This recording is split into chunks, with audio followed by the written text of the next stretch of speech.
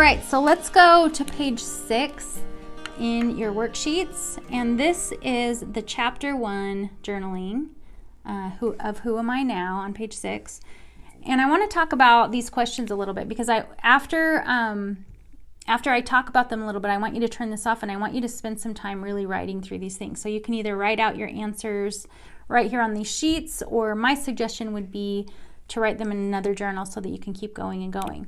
So these questions are designed to get you into a frame of mind where you are really realizing and seeing that the experiences that you have already had have shaped you so much into who you are now and taught you so many things that you couldn't have known unless you had gone through those experiences.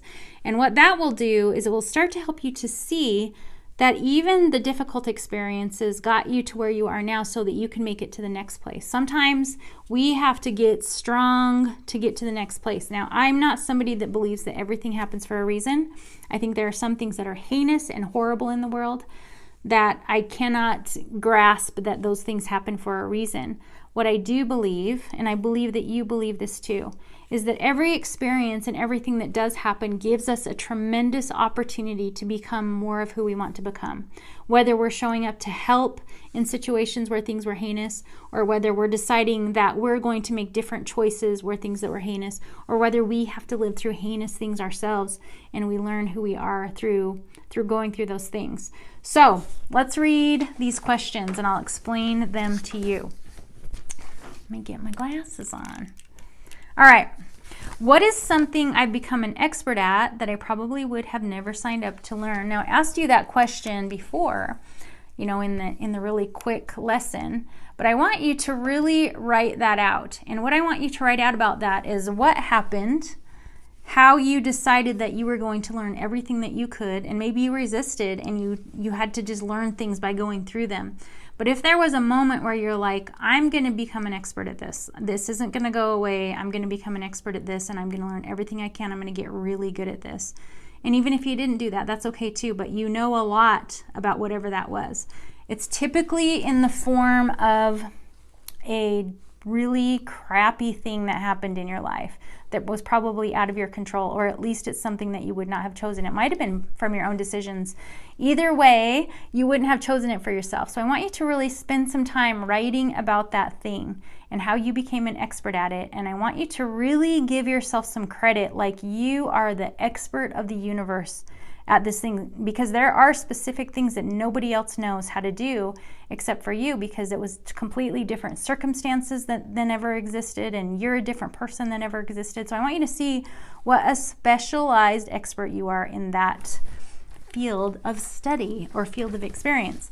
The next one, what happened because I did something difficult?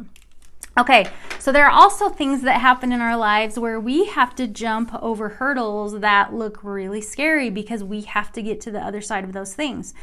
Or there are things that we really, really, really don't want to do because they're super uncomfortable and super inconvenient or super painful, but they are the right thing. So I want you to really write out what happened because you did something difficult. Now, sometimes difficult things we have to do end up bringing more difficult things, but what happened ultimately?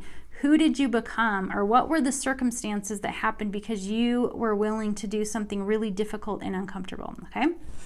The next one, what happened because I sacrificed something good for something better?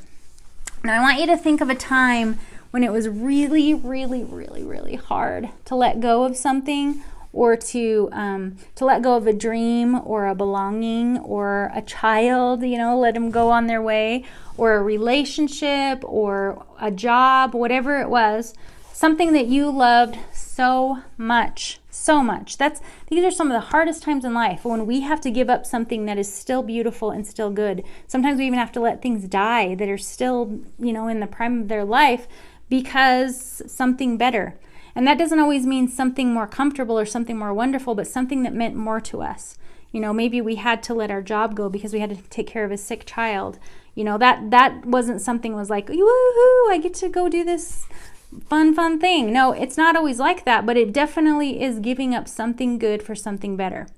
I want you to write down as many as you can think of, actually, because you're going to see what an incredible human being you are, that you have sacrificed so many good things for better things, okay? And then you're going to see that I can continue to do that, because that's sometimes the hardest choice, is giving up something really, really good, and even if that good thing is just our comfort, right? To go do something else that's uncomfortable, but it's better for us. All right, and then the last one is, what could I do? What could I do if I put down the cardboard cutout? All right, this question, again, there's a couple of things that happen. Like, first of all, you could be super scared, but what you really could do, what I want you to think about, is the freedom that could come and the relationships, because we cannot connect as human beings, which is really our deepest longing, is to connect. We cannot connect if we're all bumping up against each other's cardboard cutouts. We really need to connect in the places where our weaknesses can meet up with somebody else's strengths. That's how we connect, and that's how we create bonds, is we find the things that we're weak or strong at, and we go fill those in for each other, and then we're unified and we're good. So I want you to think about what you could do if you found the courage. Just be open to the possibility that you could just drop this cardboard cutout of this perfect self, and you just showed up in all of your imperfection, in all of your authenticity, and all of your actual beliefs, and all of who you really want to be or who you want to try being.